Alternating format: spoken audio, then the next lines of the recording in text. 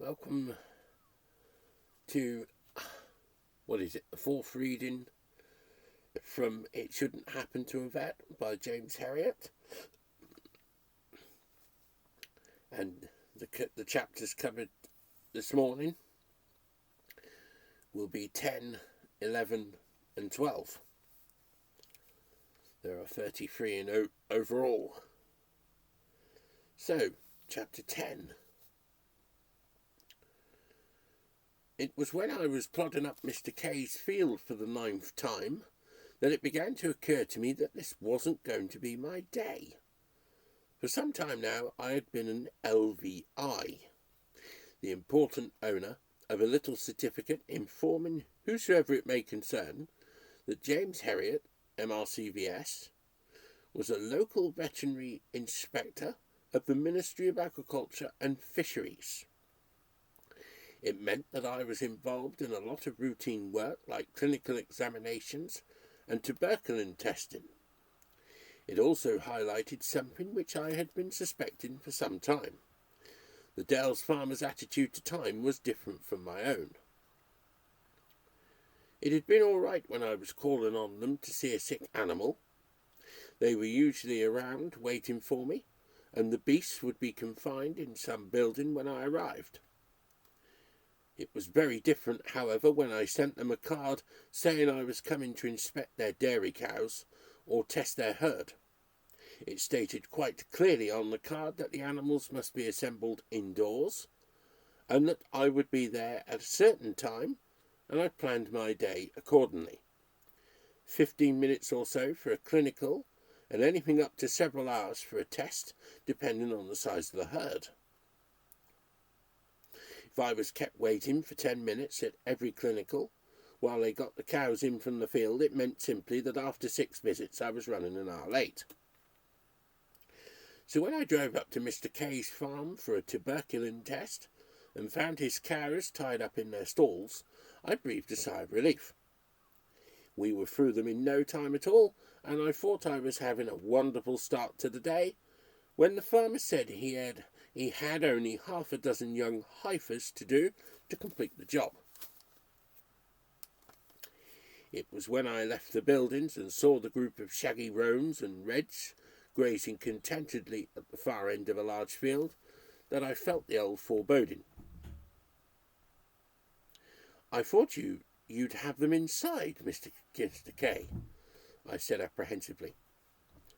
Mr. K tapped out his pipe onto his palm, mixed the sodden dottle with a few strands of villainous-looking twist, and crammed it back into the bowl. Nay, he said, puffing appreciatively. "I didn't like to put them in on a grand hot day like this. We'll drive them up to that little house." He pointed to a tumble-down grey stone barn at the summit of the long, steeply sloping pasture, and blew out a cloud of choking smoke. "Won't take many minutes." At his last sentence a cold hand clutched at me. I'd heard these dreadful words so many times before, but maybe it would be all right this time. We made our way to the bottom of the field and got behind the heifers. "Cush, cush!" cried Mr. K. "Cush, cush!" I added encouragingly, slapping my hands against my thighs. The heifers stopped pulling the grass and regarded us with mild interest, their jaws moving lazily. Then, in response to further cries, they began to meander casually up the hill. We managed to coax them up to the door of the barn, but there they stopped. The leader put her head inside for a moment, then turned suddenly and made a dash down the hill. The others followed suit immediately, and though we danced about and waved our arms, they ran past us as if we weren't there. I looked thoughtfully at the young beasts thundering down the slope, their tails high, kicking up their heels like mustangs. They were enjoying this new game. Down the hill once more, and again the slow wheedling up to the door, and again the sudden breakaway. This time one of them tried it on her own, and as I galloped vainly to and fro trying to turn her, the others charged with glee through the gap and down the slope again.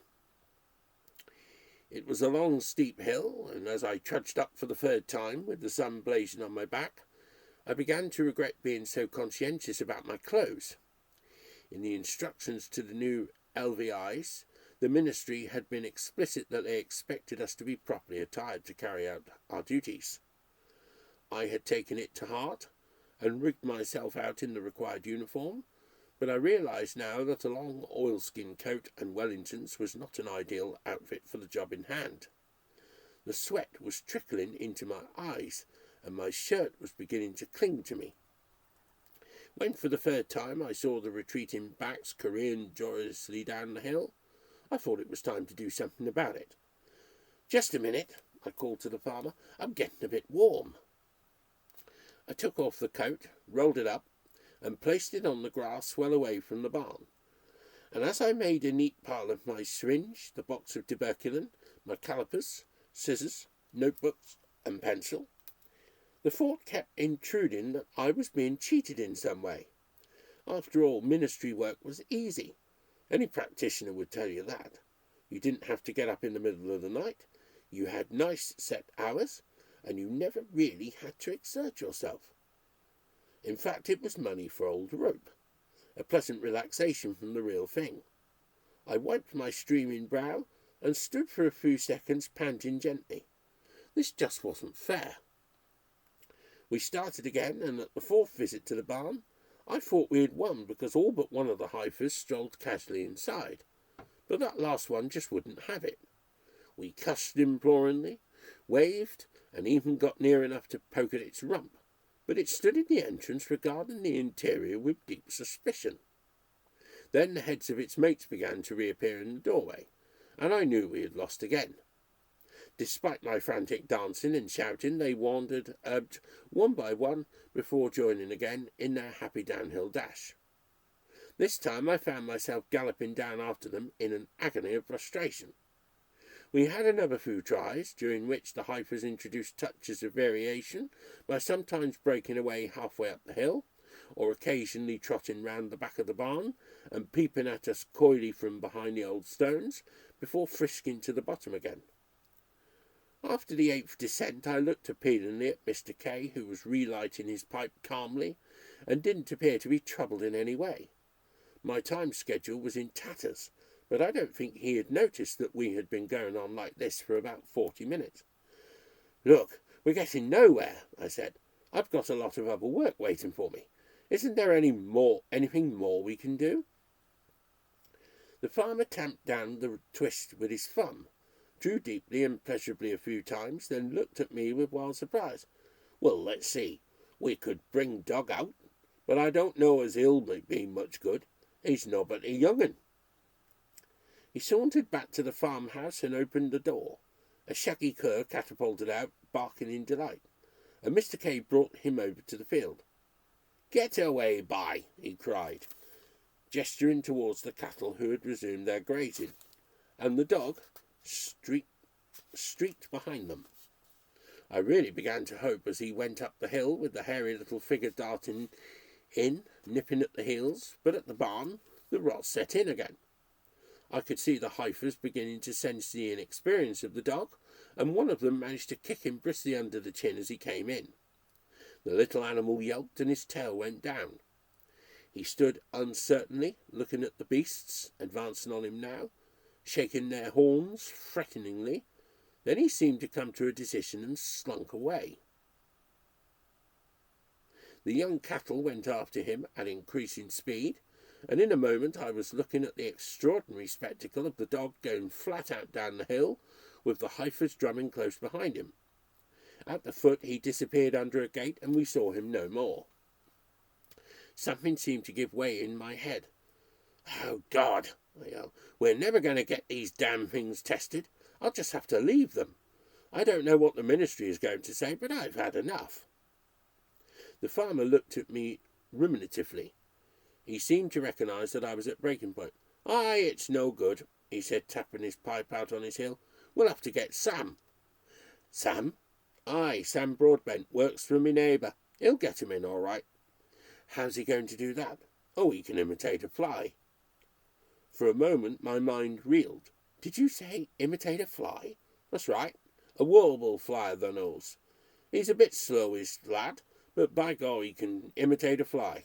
I'll go and get him, he's only 2 fields down the road. I watched the farmers retreating back in disbelief, then threw myself down on the ground. At any other time I would have enjoyed lying there on the slope with the sun on my face and the grass cool against my sweating back.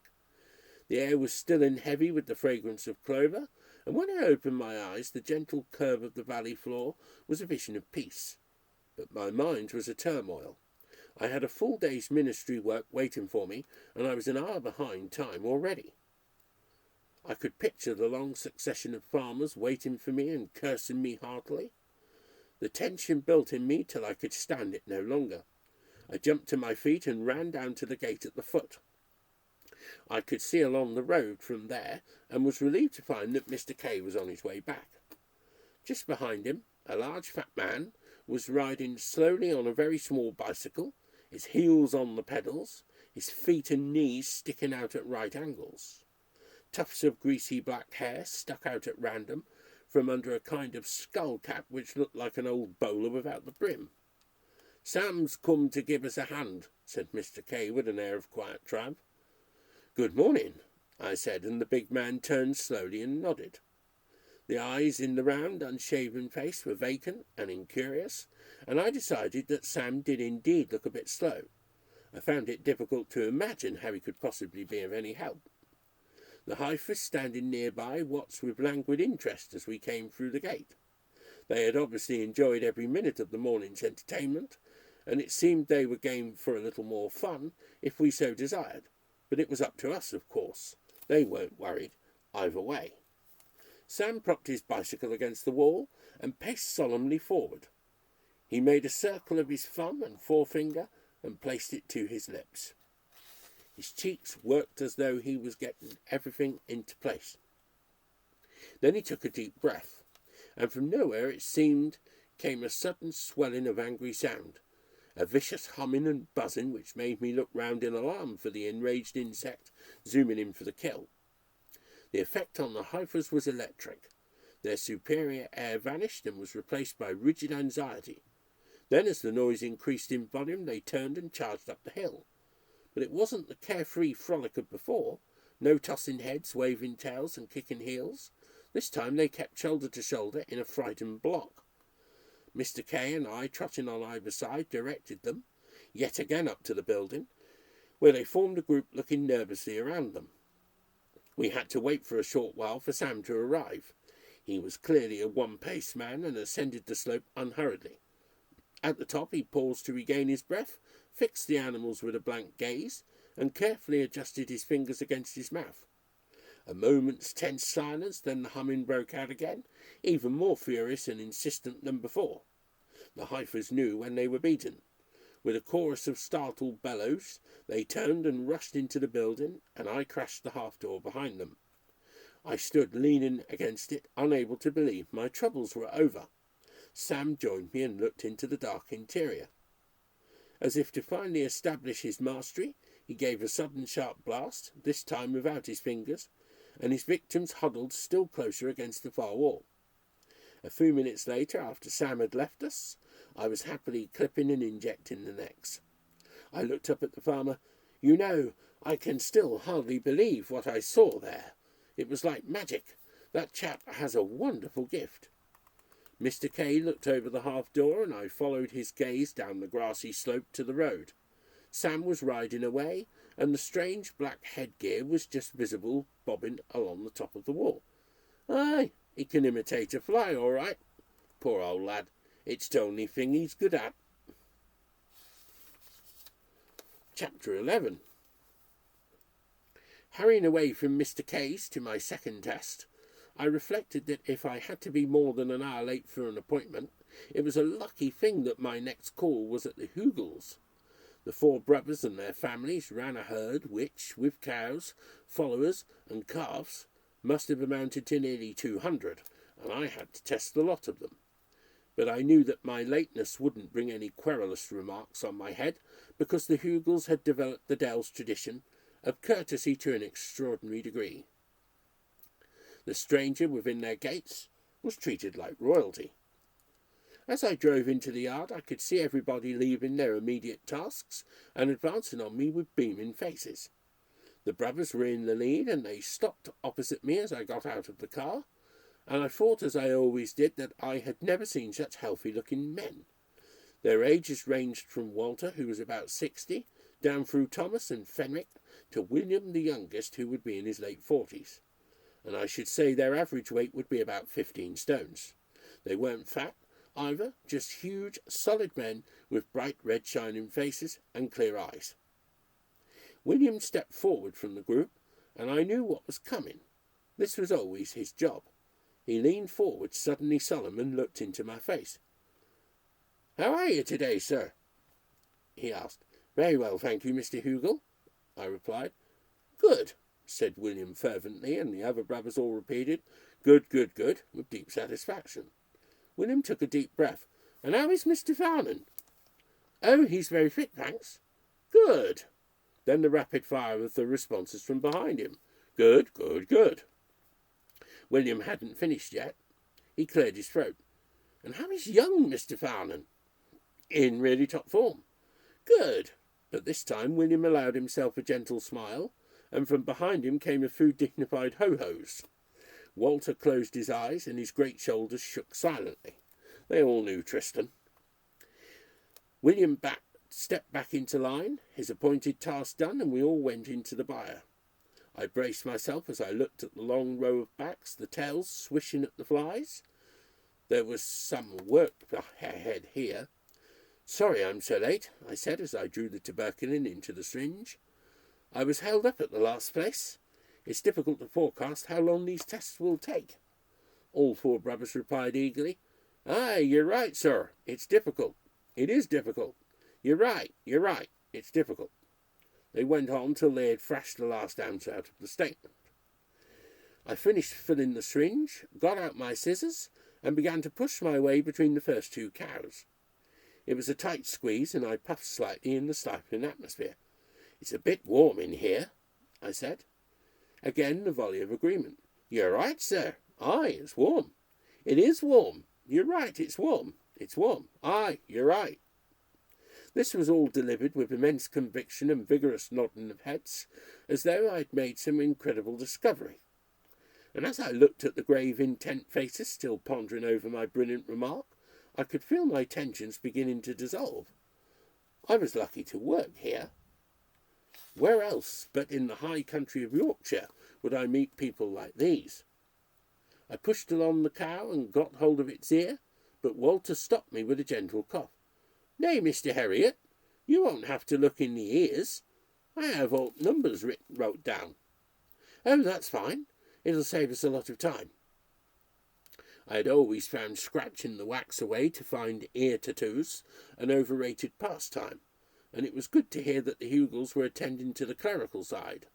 There was a section in the ministry form which said, "Are the herd records in good order?"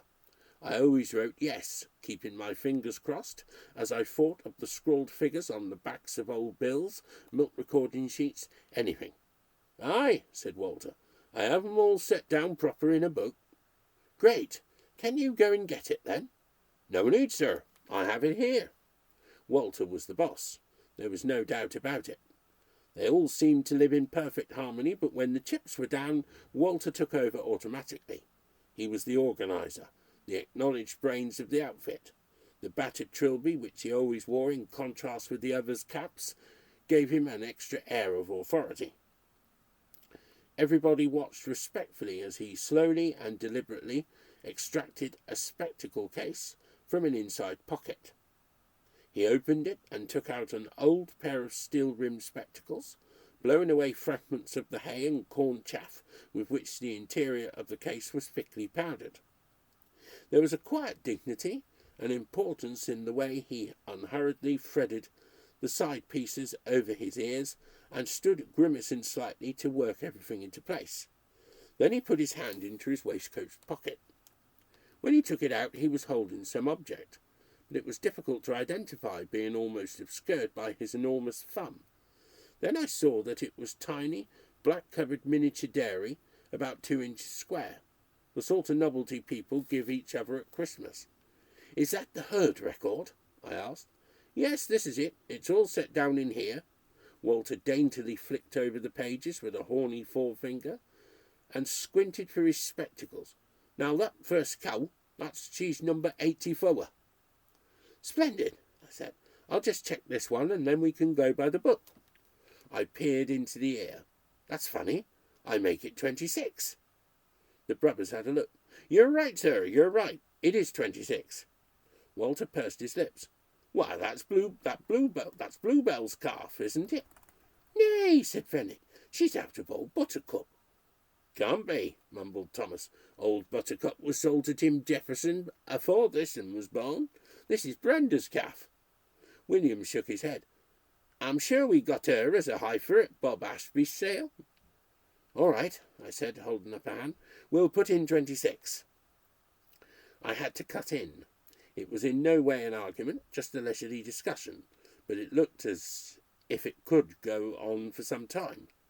I wrote the number in my notebook and injected the cow.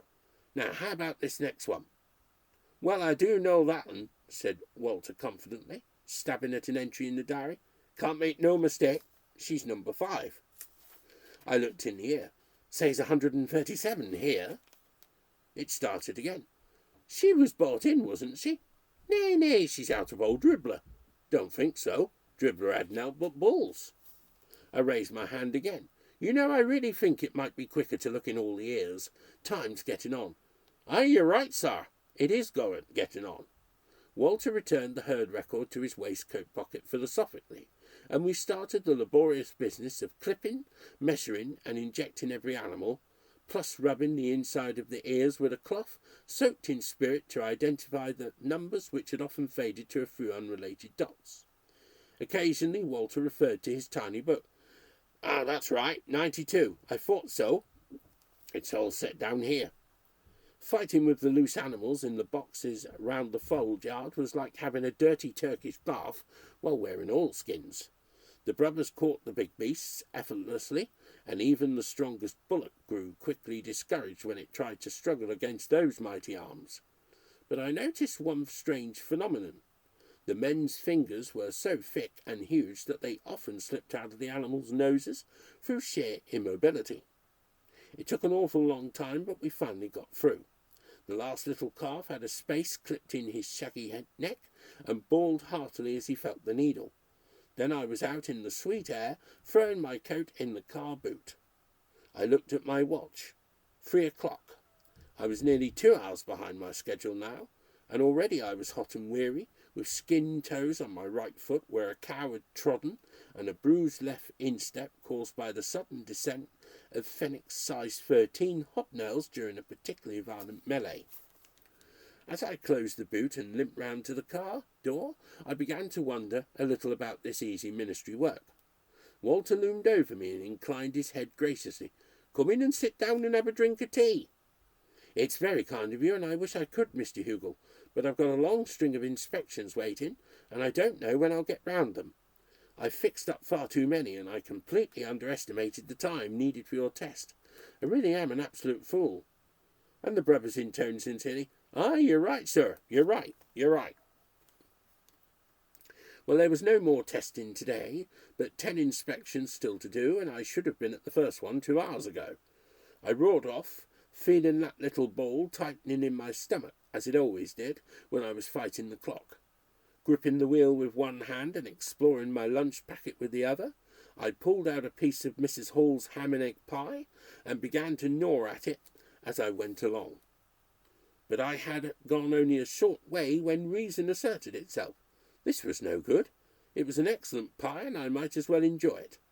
I pulled off the unfenced road onto the grass, switched off the engine, and opened the windows wide. The farm back there was like an island of activity in the quiet landscape, and now that I was away from the noise and the stuffiness of the building, the silence and the emptiness enveloped me like a soothing blanket. I leaned my head against the back of the seat and looked out at the checkered greens of the little fields along the flanks of the hills, thrusting upwards between their walls till they gave way to the jutting rocks and the harsh brown of the heather which flooded the wild country above. I felt better when I drove away, and didn't particularly mind when the farmer at the first inspection greeted me with a scowl. "This isn't 1 o'clock, master," he said. He snapped. "My cows have been in all afternoon, and look at the bloody mess they've made. I'll never get the place clean again." I had to agree with him when I saw the muck piled up behind the cows. It was one of the snags about housing animals in grass time, and the farmer's expression grew blacker as most of them cocked their tails as though in welcome and added further layers to the heaps. "I won't keep you much longer," I said briskly, and began to work my way down the row.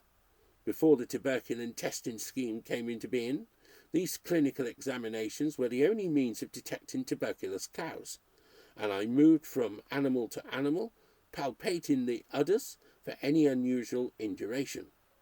The routine examinations were known jocularly in the profession as bag snatching or cow punching, and it was a job that soon got tedious. I found the only way to stop myself going nearly mad with boredom was to keep reminding myself that I was there for what I was there for. So when I came to a gaunt red cow with a pendulous udder, I straightened up and turned to the farmer. "I'm going to take a milk sample from this one. She's a bit hard in the left hind quarter." The farmer sniffed. "Please yourself. There's naught wrong with her, but I suppose it'll make a job for somebody." Squirting milk from the quarter into a 2-ounce bottle, I thought about Siegfried's veterinary friend, who always took a pint sample from the healthiest udder he could find to go with his lunchtime sandwiches. I labelled the bottle and put it into the car. We had a little electric centrifuge at Skeldale House, and tonight I would spin this milk and examine the sediment on a slide after staining by Zell Nielsen. Probably I would find nothing, but at times there was the strange excitement of peering down the microscope at a clump of bright red, iridescent TB bacilli. When that happened, the cow was immediately slaughtered, and there was always the thought that I might have lifted the death sentence from some child. The meningitis, the spinal and lung infections which were so common in those days. Returning to the byre, I finished the inspection by examining the wall in front of each cow. The farmer watched me dourly. "What you on with now?" "Well, if a cow has a cough, you can often find some spit on the wall."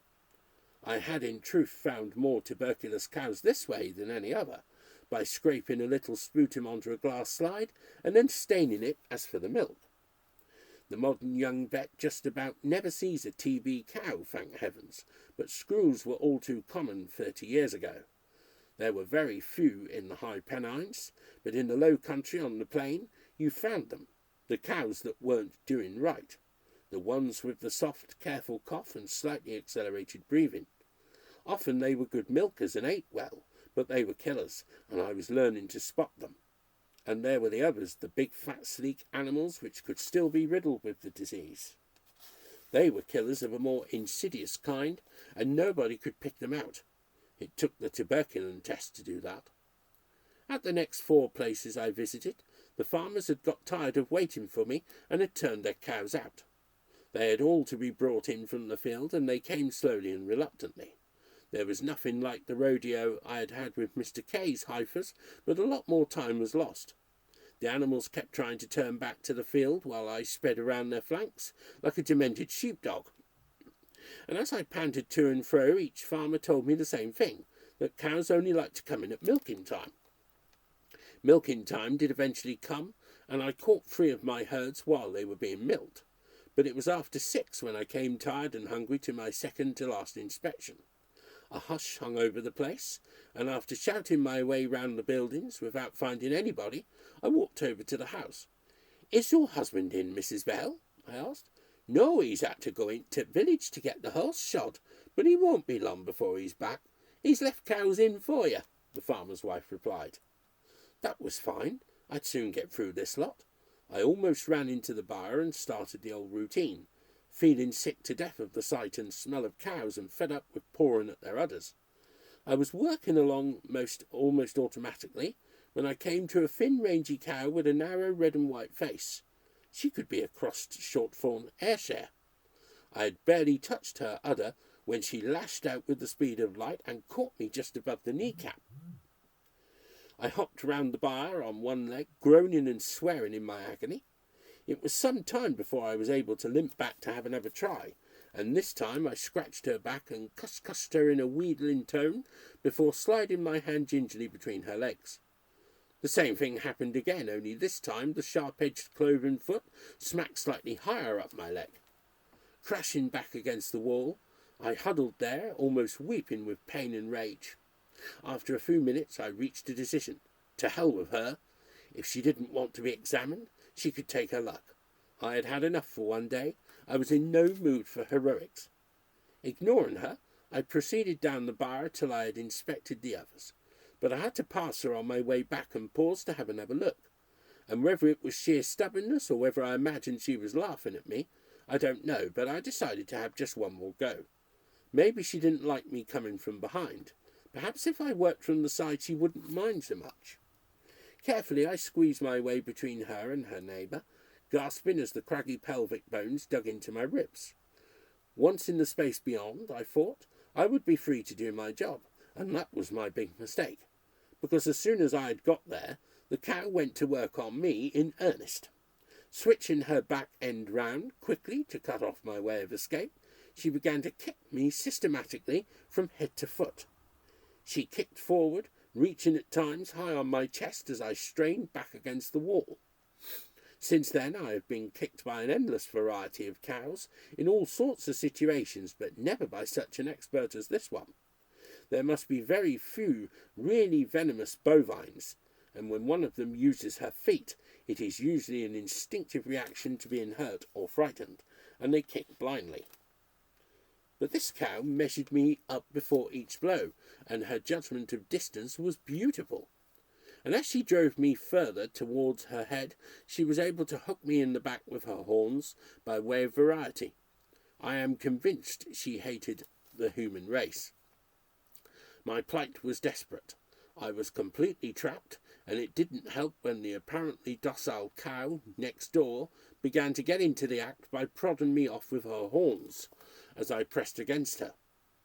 I don't know what made me look up, but there in the thick wall of the bar was a hole about 2 feet square where some of the crumbling stone had fallen out.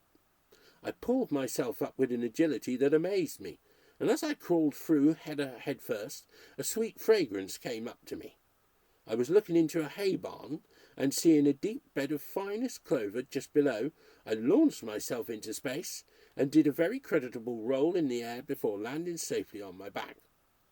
Lying there bruised and breathless, with the front of my coat thickly patterned with hoof marks, I finally abandoned any lingering illusions I had had that ministry work was a soft touch. I was rising painfully to my feet when Mr. Bell strolled in. "Sorry, I had to go out," he said, looking me over with interest, "but I'd just about given you up. You're hellish late." I dusted myself down and picked a few strands of hay from my hair. "Yes, sorry about that, but never mind, I managed to get the job done." "But were you having a bit of a kip then?" "No, not exactly. I had some trouble with one of your cows." There wasn't much point in standing on my dignity. I told him the story. Even the friendliest farmer seems to derive pleasure from the vet's discomfiture, and Mr. Bell listened with an ever-widening grin of delight. By the time I had finished, he was doubled up, beating his breeches knees with his hands. "I can just imagine it. That 'ere Sharecross, she's a right bitch. Picked her up cheap at market last spring and thought I'd got a bargain, but I soon found out took us a fortnight to get bugger tied up." "Well, I just wish I'd known," I said, rather tight-lipped. The farmer looked up at the hole in the wall. "And you crawled through?" He went into another convulsion which lasted some time. Then he took off his cap and wiped his eyes with the lining. Oh dear, he murmured weakly. "By God, I wish I'd been there." Right. Sorry about that. My last call was just outside Darrowby, and I could hear the church clock striking 7:15 as I got stiffly out of the car. After my easy day in the service of the government, I felt broken in mind and body. I had to suppress a scream when I saw yet another long line of cows' backsides awaiting me. The sun was low, and dark thunderclouds, piling up in the west, had thrown the countryside into an eerie darkness. And in the old-fashioned slip-windowed bar, the animals looked shapeless and ill-defined in the gloom. Right, no messing about. I was going to make a quick job of this and get off home to some food and an armchair. I had no further ambitions, so left hand on the root of the tail, right hand between the hind legs, a quick feel around, and on to the next one. Eyes half closed, my mind numb, I moved from cow to cow, going through the motions like a robot, with the far end of the bar seeming like the promised land. And finally here it was, the very last one, up against the wall. Left hand on tail, right hand between legs. At first my tired brain didn't take in the fact that there was something different here, but there was, something vastly different. A lot of space, and instead of the udder, a deeply cleft pendulous something with no teats anywhere. I came awake suddenly, and looked along the animal's side. A huge woolly head was turned towards me, and two wide-set eyes regarded me inquiringly. In the dull light I could just see the gleam of the copper ring in the nose. The farmer, who had watched me in silence, spoke up. "You're wasting your time there, young man. There's nowt wrong with his bag." Chapter 12. The card dangled above the old lady's bed. It read, "God is near," but it wasn't like the usual religious text. It didn't have a frame or ornate printing. It was just a strip of cardboard about 8 inches long, with plain lettering which might have said "no smoking" or "exit," and it was looped carelessly over an old gas bracket, so that Miss Stubbs, from where she lay, could look up at it and read "God is near" in square black capitals. There wasn't much more Miss Stubbs could see, perhaps a few feet of privet hedge through the frayed curtains, but mainly it was just the cluttered little room which had been her well for so many years. The room was on the ground floor and in the front of the cottage, and as I came up through the wilderness, which had once been a garden, I could see the dogs watching me from where they had jumped onto the old lady's bed. And when I knocked on the door, the place almost erupted with their barking. It was always like this. I had been visiting regularly for over a year, and the pattern never changed. The furious barking, then Mrs. Broadwith, who looked after Miss Stubbs, would push all the animals but my patient into the back kitchen and open the door, and I would go in and see Miss Stubbs in the corner of her bed with the card hanging over it. She had been there for a long time and would never get up again, but she never mentioned her illness and pain to me. All her concern was her 3 dogs and 2 cats. Today it was old Prince, and I was worried about him. It was his heart, just about the most spectacular valvular incompetence I had ever heard. He was waiting for me as I came in, pleased as ever to see me, his long fringed tail waving gently. The sight of that tail used to make me think there must be a lot of Irish setter in Prince, but I was inclined to change my mind as I worked my way forward over the bulging black and white body to the shaggy head and upstanding Alsatian ears. Miss Stubbs often used to call him Mr. Heinz, and though he may not have had 57 varieties in him, his hybrid vigour had stood him in good stead. With his heart he should have been dead long ago. "I thought I'd best give you a ring, Mr. Herriot," Mrs. Broadwith said. She was a comfortable elderly widow with a square ruddy face contrasting sharply with the pinched features on the pillow. "He's been coughing right bad this week, and this morning he was a bit staggery. Still eats well, though." "I bet he does." I ran my hands over the rolls of fat on the ribs. It would take something really drastic to put old Prince off his grub. Miss Stubbs laughed from the bed, and the old dog, his mouth wide, eyes dancing, seemed to be joining in the joke. I put my stethoscope over his heart and listened, knowing well what I was going to hear. They say the heart is supposed to go lub-dub, lub-dub, but Princess went swish-swoosh, swish-swoosh. There seemed to be nearly as much blood leaking back as was being pumped into the circulatory system. And another thing, the swish-swoosh was a good bit faster than last time. He was on oral digitalis, but it wasn't quite doing its job. Gloomily, I moved the stethoscope over the rest of the chest. Like all old dogs with a chronic heart weakness, he had an ever-present bronchitis, and I listened without enthusiasm to the symphony of whistles, rails, squeaks and bubbles which signalled the workings of Prince's lungs. The old dog stood very erect and proud, his tail still waving slowly. He always took it as a tremendous compliment when I examined him, and there was no doubt he was enjoying himself now. Fortunately, his was not a very painful ailment. Straightening up, I patted his head, and he responded immediately by trying to put his paws on my chest. He didn't quite make it, and even that slight exertion started his ribs heaving and his tongue lolling. I gave him an intramuscular injection of digitalin and another of morphine hydrochloride, which he accepted with apparent pleasure as part of the game. I hope that will steady his heart and breathing, Miss Stubbs. You'll find he'll be a bit dopey for the rest of the day, and that will help too. Carry on with the tablets, and I'm going to leave you some more medicine for his bronchitis. I handed over a bottle of my old standby mixture of ipecacuanha and ammonium acetate. The next stage of the visit began now, as Mrs. Broadwith brought in a cup of tea, and the rest of the animals were let out of the kitchen. There was Ben, a Sealyham, and Sally, a cocker spaniel, and they started a deafening barking contest with Prince. They were closely followed by the cats, Arthur and Susie, who stalked in gracefully and began to rub themselves against my trouser legs. It was the usual scenario for the many cups of tea I had drunk with Miss Stubbs under the little card which dangled above her bed. "How are you today?" I asked. "Oh, much better," she replied, and immediately, as always, changed the subject. Mostly she liked to talk about her pets and the ones she had known right back to her girlhood. She spoke a lot, too, about the days when her family were alive.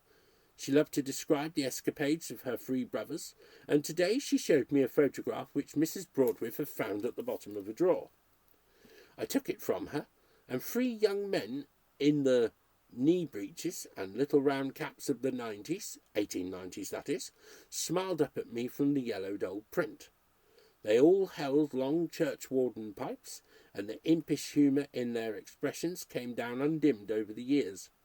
"My word, they look really bright lads, Miss Stubbs," I said. "Oh, they were young rips," she exclaimed. She threw back her head and laughed, and for a moment her face was radiant, transfigured by her memories. The things I had heard in the village came back to me, about the prosperous father and his family who lived in the big house many years ago, then the foreign investments which crashed and the sudden change in circumstances. "When old fella died he was about skint," one old man had said. "There's not much brass there now." Probably just enough brass to keep Miss Stubbs and her animals alive and to pay Mrs. Broadwith.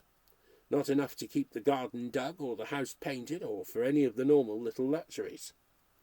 And sitting there drinking my tea with the dogs in a row by the bedside and the cats making themselves comfortable on the bed itself, I felt as I had often felt before, a bit afraid of the responsibility I had. The one thing which brought some light into the life of the brave old woman was the transparent devotion of this shaggy bunch, whose eyes were never far from her face. And the snag was that they were all elderly. There had in fact been 4 dogs originally, but one of them, a truly ancient golden Labrador, had died a few months previously, and now I had the rest of them to look after, and none of them less than 10 years old. They were perky enough, but all showing some of the signs of old age. Prince with his heart, Sally beginning to drink a lot of water, which made me wonder if she was starting with a pyometra, Ben growing steadily thinner with his nephritis. I couldn't give him new kidneys, and I hadn't much faith in the hexamine tablets I had prescribed. Another peculiar thing about Ben was that I was always having to clip his claws. They grew at an extraordinary rate. The cats were better, though Susie was a bit scraggy, and I kept up a morbid kneading of her furry abdomen for signs of lymphosarcoma. Arthur was the best of the bunch. He never seemed to ail anything beyond a tendency for his teeth to tartar up. This must have been in Miss Stubbs's mind, because when I had finished my tea she asked me to look at him. I hauled him across the bedspread and opened his mouth. "Yes, there's a bit of the old trouble there. Might as well fix it while I'm here." Arthur was a huge grey neutered Tom, a living denial of all those theories that cats are cold-natured, selfish, and the rest. His fine eyes, framed in the widest cat face I have ever seen, looked out on the world with an all-embracing benevolence and tolerance. His every movement was marked by immense dignity. As I started to scrape his teeth, his chest echoed with a booming purr like a distant outboard motor. There was no need for anybody to hold him. He sat there placidly and moved only once, when I was using forceps to crack off a tough piece of tartar from a back tooth and accidentally nicked his gum. He casually raised a massive paw as if to say, "Have a care, chum," but his claws were sheathed. My next visit was less than a month later, and was in response to an urgent summons from Mrs. Broadwith at 6 o'clock in the evening. Ben had collapsed. I jumped straight into my car and in less than 10 minutes was threading my way through the overgrown grass in the front garden with the animals watching from their window. The barking broke out as I knocked, but Ben's was absent. As I went into the little room, I saw the old dog lying on his side, very still by the bed. DOA is what we write in the day book, dead on arrival. Just 3 words, but they covered all kinds of situations. The end of milk fever cows, bloated bullocks, calves in fits. And tonight they meant that I wouldn't be clipping old Ben's claws any more. It wasn't often these nephritis cases went off so suddenly, but his urine albumin had been building up dangerously lately. Well, it was quick, Miss Stubbs. I'm sure the old chap didn't suffer at all. My words sounded lame and ineffectual. The old lady was in full command of herself.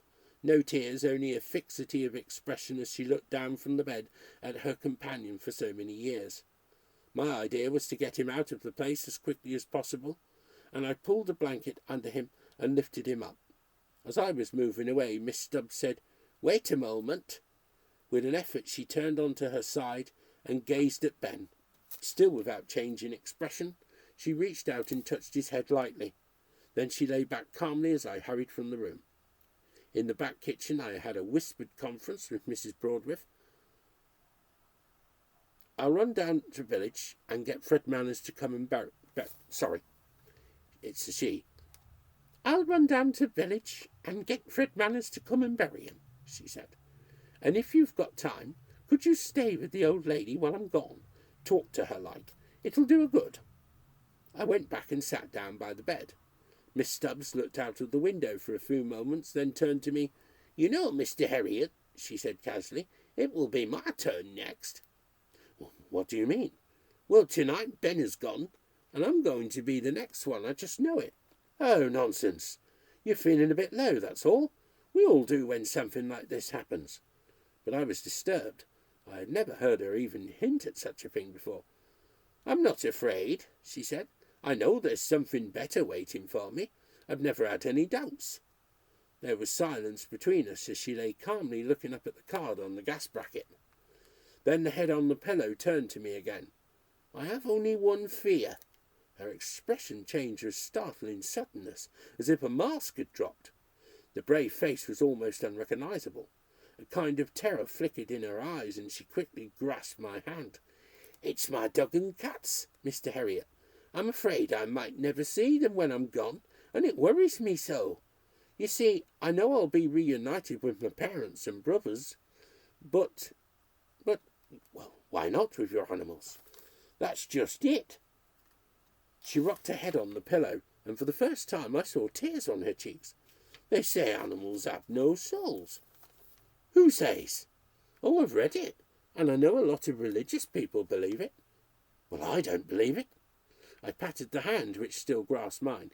"If having a soul means being able to feel love and loyalty and gratitude, then animals are better off than a lot of humans. You've nothing to worry about there." "Oh, I hope you're right. Sometimes I lie at night thinking about it." "I know I'm right, Miss Stubbs, and don't you argue with me. They teach us vets all about animal souls." The tension left her face, and she laughed with a return of her old spirit. "I'm sorry to bore you with this, and I'm not going to talk about it again, but before you go I want you to be absolutely honest with me. I don't want reassurance from you, just the truth. I know you were very young, but please tell me, what are your beliefs? Will my animals go with me?" She stared intently into my eyes.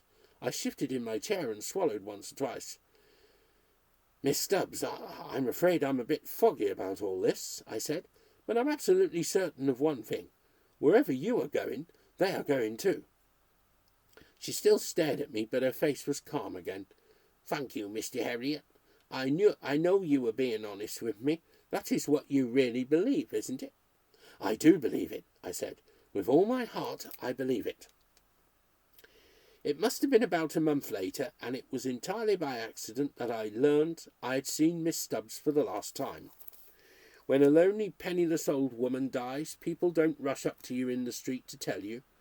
I was on my rounds, and a farmer happened to mention that the cottage in Corby village was up for sale. But what about Miss Stubbs? I asked. Oh, went off sudden about 3 weeks ago. House is in a bad state, they say. Now been done at it for years. Mrs. Broadwith isn't staying on then? Nay, I hear she's staying at t'other end of the village. Do you know what's happened to the dogs and cats? What dogs and cats? I cut my visit short, and I didn't go straight home, though it was nearly lunchtime. Instead, I urged my complaining little car at top speed to Corby, and asked the first person I saw where Mrs. Broadwith was living. It was a tiny house, but attractive, and Mrs. Broadwith answered my knock herself. Oh, come in, Mr. Herriot. It's right good of you to call. I went inside, and we sat facing each other across a scrub tabletop. Well, it was sad about the old lady, she said. Yes, I've only just heard. Any road, she had a peaceful end, just slept away at finish. I'm glad to hear that. Mrs. Broadwith looked round the room. I was real lucky to get this place. It's just what I've always wanted.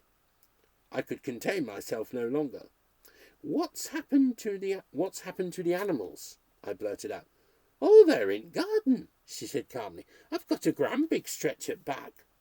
She got up and opened the door, and with a surge of relief I watched my old friends pour in. Arthur was on my knee in a flash, arching himself ecstatically against my arm, while his outboard motor roared softly above the barking of the dogs. Prince, wheezy as ever, tail fan in the air, laughed up at me, delightedly between barks. They look great, Mrs. Broadwith. How long are they going to be here? They're here for good. I think just as much about them as t'old lady ever did, and I couldn't be parted with them. They'll have a good home with me as long as they live.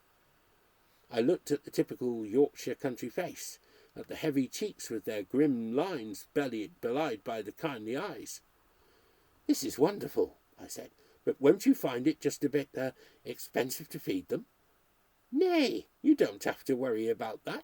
I have a bit put away. Well, fine, and I'll be looking in now and then to see how they are.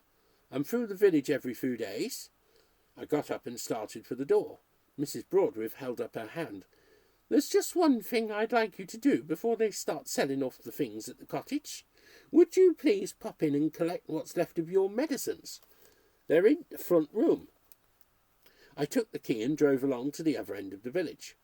As I pushed open the rickety gate and began to walk through the tangled grass, the front of the cottage looked strangely lifeless without the faces of the dogs at the window.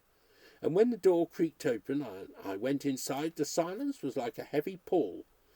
Nothing had been moved. The bed with its rumpled blankets was still in the corner. I moved around, picking up half-empty bottles, a jar of ointment, the cardboard box with old Ben's tablets. A lot of good they had done him. When I had got everything, I looked slowly round the little room. I wouldn't be coming here any more, and at the door I paused and read for the last time the card which hung over the bed, the empty bed.